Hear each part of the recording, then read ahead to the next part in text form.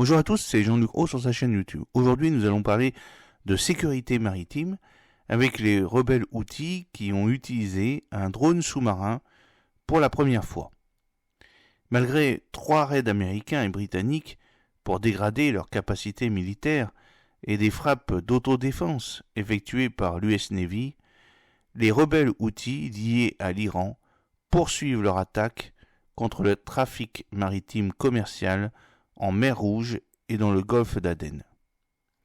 Celles qui ont revendiqué ce 19 février 2024 a des conséquences beaucoup plus graves que les précédentes, si on accepte le détournement du MV Galaxy Leader, puisque le navire touché, le vraquirier Rubimar, battant pavillon du Belize, immatriculé au Royaume-Uni et exploité par le Liban, a dû être évacué par son équipage après avoir été touché par des missiles navals alors qu'il transitait par le détroit de Bab el-Mandeb.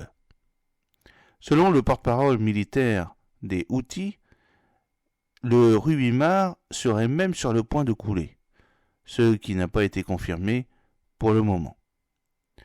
Pour la société de sécurité maritime britannique Ambré, le vraquirier a un comportement compatible avec une panne de moteur.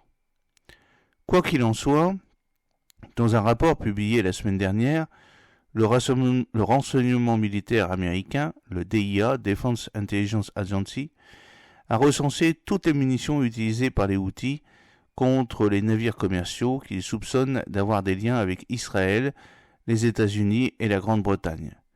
Comme on pouvait s'y attendre, les missiles balistiques et de croisière et les drones en leur possession sont pratiquement les mêmes que ceux développés par l'Iran. Cependant, ce catalogue est incomplet, étant donné que les rebelles yéménites utilisent désormais des systèmes d'un autre type. Début janvier, l'US SATCOM, le commandement militaire américain pour le Moyen-Orient et l'Asie centrale, avait indiqué que les Houthis avaient utilisé un drone de surface USV chargé d'explosifs pour la première fois depuis le début de leurs attaques contre le trafic commercial de la mer Rouge.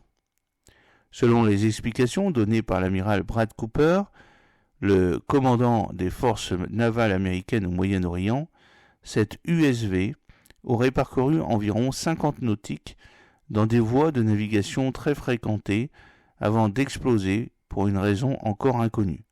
Le recours à un tel engin est préoccupant, avait-il dit.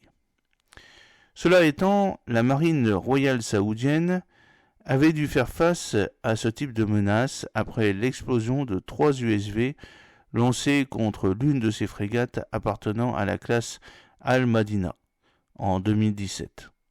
De tels drones de surface sont donc particulièrement dangereux pour les bateaux civils qui, par définition, n'ont aucun moyen pour les neutraliser avec l'impact au niveau de leur ligne de flottaison. Et ils le sont aussi pour les navires militaires, comme l'ont montré à plusieurs reprises les opérations navales ukrainiennes contre la flotte russe de la mer Noire. Depuis la tentative évoquée par l'amiral Cooper, l'US Navy a dû s'employer à plusieurs reprises pour détruire des USV lancés par les Houthis. Mais une nouvelle menace vient de faire son apparition, le drone sous-marin UUV. C'est en effet ce qu'a indiqué l'US SATCOM via un communiqué publié le 18 février. Entre 15h et 17h, heure de Sahana, le 17 février 2024, les forces américaines ont mené avec succès 5 frappes d'autodéfense contre 3 missiles de croisière anti-navires mobiles, un drone sous-marin UUV et un navire de surface sans pilote dans les zones contrôlées par les Houthis au Yémen, a en effet indiqué l'US SATCOM. Et d'ajouter, il s'agit du premier emploi observé d'un UUV par les Houthis depuis le début de leur attaque le 23 octobre 2024.